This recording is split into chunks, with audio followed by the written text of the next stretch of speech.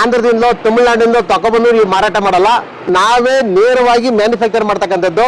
ಹೋಟೆಲ್ನವ್ರಿಗೆ, ಮನೆಗಳಿಗೆ, ಜೊತೆಗೆ ನಿಮ್ಗೆ ಒಂದು ಬಾರ್ಬಿಕ್ಯೂ ಫ್ರೀ ಕೊಟ್ಟಿರ್ತೀವಿ. ಈಗ ಜೋಳ ಬೇಯಿಸುವಂಥದ್ದು, ಚಾಕ್ನ ಮಾಡುವಂಥದ್ದು, ಇದಕ್ಕೆಲ್ಲ ಹೆಲ್ಪ್ ಆಗುತ್ತೆ. ಈ ತರ ಸ್ಟವ್ ನೋಡಿದ್ದೀರಾ ನೀವು? ಇದು ಸ್ಟೈನ್ಲೆಸ್ ಸ್ಟೀಲ್ ಸ್ಟವ್. ಇದನ್ನು ಕೂಡ ನೀವು ನೋಡಿದ್ದೀರಾ? ನೀವು ನೋಡ್ತಾ ಇರತಕ್ಕಂಥದ್ದು ಕ್ಯಾಸ್ಟ್ ಐರನ್ ಸ್ಟವ್.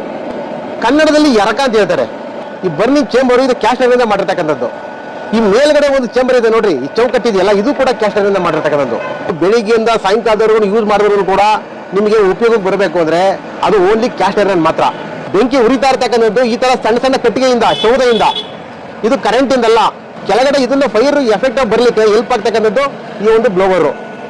ಹೋಟೆಲ್ ಮಾಡ್ತಕ್ಕಂಥವ್ರಿಗೆ, ಆಶ್ರಮ ಮಾಡ್ತಕ್ಕಂಥವ್ರಿಗೆ ಮತ್ತು ಡಾಬಾಗಳಿಗೆ, ಅದರಲ್ಲೂ ಕೂಡ ಹೆಚ್ಚು ಸಮಯ ಒಲೆ ಉರಿಸ್ತಕ್ಕಂಥವ್ರಿಗೆ ಇದು ತುಂಬಾ ಸಹಾಯಕಾರಿಯಾಗತಕ್ಕಂಥದ್ದು. ನಿಮ್ಗೆ ಏನಾದ್ರು ಕರೆಂಟ್ ಇಲ್ಲ ಅಂತಂದ್ರೆ ಇದರ ಬ್ಯಾಟ್ರಿನೂ ಕೂಡ ಯೂಸ್ ಮಾಡ್ಬೋದು ನೀವು. ಚೆನ್ನಾಗಿ ಉರಿತೈತೆ, ಹೊಗೆ ಏನು ಬರ್ತಿಲ್ಲ.